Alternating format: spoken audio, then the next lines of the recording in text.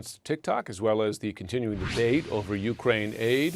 Massachusetts Democratic Congressman Jake Auchincloss, he sits on the Select Committee on Strategic Competition between the U.S. and China and is very invested in the China issue. Congressman, thanks so much for taking the time this afternoon. Good afternoon, Jim.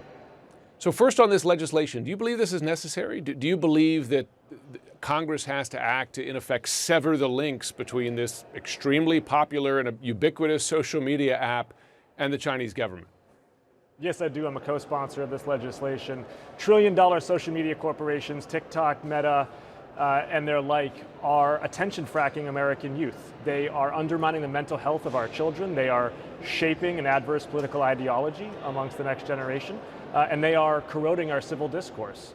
And we need to regulate social media behemoths, but we can't regulate them, Jim, if they're not subject to U.S. law. So what this bill says is, we're not banning TikTok, but we are requiring it that it be owned by a U.S. company that is subject to Congress, because Congress needs to step up and fight on behalf of American parents and American children everywhere. So I'll just say, as a parent, I don't let my kids go on TikTok, and partly that's the social media aspect. It's a time suck, there's no question. I'm sure a lot of parents can identify, but also I've been told for years about that potential Chinese connection.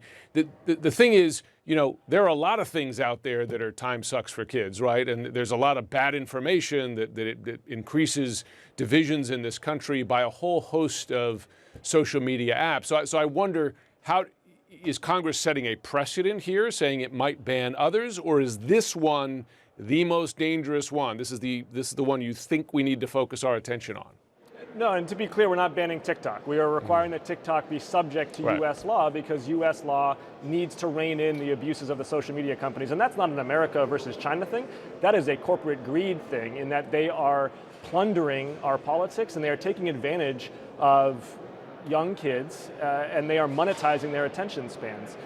We need TikTok to be answerable to America's representatives, not to Xi Jinping, in order to fix this problem. But I would have the same conversation with Meta. I would tell Meta the exact same thing, which is, get your act together. We are not going to allow you to sell our kids' eyeballs off to the highest bidder. Listen, I think a lot of parents might welcome those efforts. I want to talk about another issue close to your heart, and this is continuing discussions in the House over aid to Ukraine, which I always remind viewers also is typically attached to aid to other U.S. allies, Israel and Taiwan, of course, threatened by China. Representative Michael McCaul, chairman of the House Foreign Affairs Committee, he was on CNN earlier this morning. He seems to think this Ukraine aid is going to get a vote on the House floor. I want to play his comments and see if you share that thought. It's getting very dire.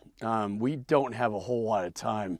And I think leaders that are responsible in the Congress on both sides of the aisle understand this, and we expect a vote on the floor. I've talked to the Speaker. Once we get through the normal appropriations process this month, the first thing that should hit the floor after that would be the emergency supplemental bill that talks about both Ukraine, but also Israel and Indo-Pacific.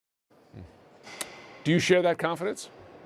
I don't, and I'm tired of the talk, frankly, Jim. I hear so many of these senior House Republicans who sound serious and statesmanlike, and yet they haven't put their names to a discharge petition to get this bill to the House floor. They have not indicated to House Democratic leadership that they're willing to work together on parliamentary maneuvers that would actually force a vote. I don't want to hear any more rhetoric. I want to see an up or down vote on the House floor about whether the United States stands with our allies in Ukraine and Taiwan and Israel as they fight on the front lines for freedom. Is there still a path around those obstacles, those Republican obstacles in the House, including a discharge position where you only need some Republican votes? I mean, is that still a possibility? There's a number of parliamentary possibilities, everything from attaching it to defense appropriations to a motion on the previous question. I mean, we can go down the list. What they all have in common at the end of the day, though, is that they require a cohort, a couple of dozen of brave House Republicans. And, you know, Jim, in the last 8 years, brave House Republicans have been in short supply. But Ukraine needs them. Ukraine is demonstrating bravery for people the world over. It's not too much to ask for House Republicans to demonstrate a modicum of bravery themselves. Strong words. But before we go, of course, the president is going to give his State of the Union tonight, a key one. It's, of course, an election year. His numbers aren't great. You've seen them just as much as I have. What does he need to do tonight, in your view, to convince the American people that the State of the Union is strong, and he deserves a second term. The State of the Union is the starting gun for the two imperatives of 2024. One is to beat back Donald Trump at the ballot box, and the other is to beat back Vladimir Putin on the battlefield. And this speech needs to lay the groundwork for both. The president, I think, needs to make a case that he stands in sharp contrast to Donald Trump's vision in terms of standing up for freedom, freedom of reproductive rights in particular, standing up for democracy, not just overseas, but here at home, and the Voting Rights Protection Act is an important element of that.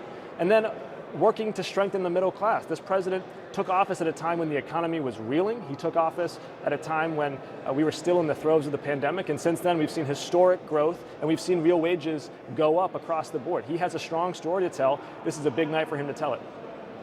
We'll be listening. Congressman Jake Auchincloss, thanks so much for joining us. Good afternoon.